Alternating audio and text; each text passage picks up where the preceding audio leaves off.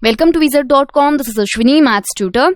Our question is, in the following summation, what is the values of A and B? And we have given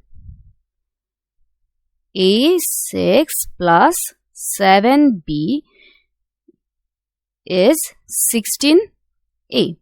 Now to find this values of A and B, say A equals to 9.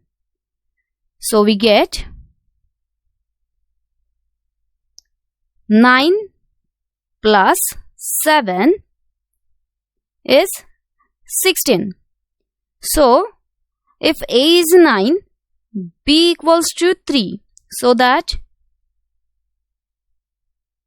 6 plus 3 will be 9. Now we can verify here.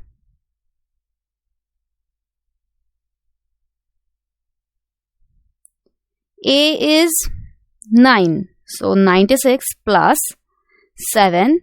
B is 3. 6 plus 3 is 9 and 9 plus 7 is 16. So it is 169, which is true. Hence, A equals to 9.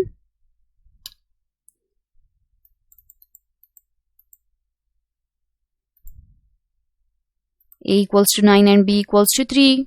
A equals to 9 and B equals to 3.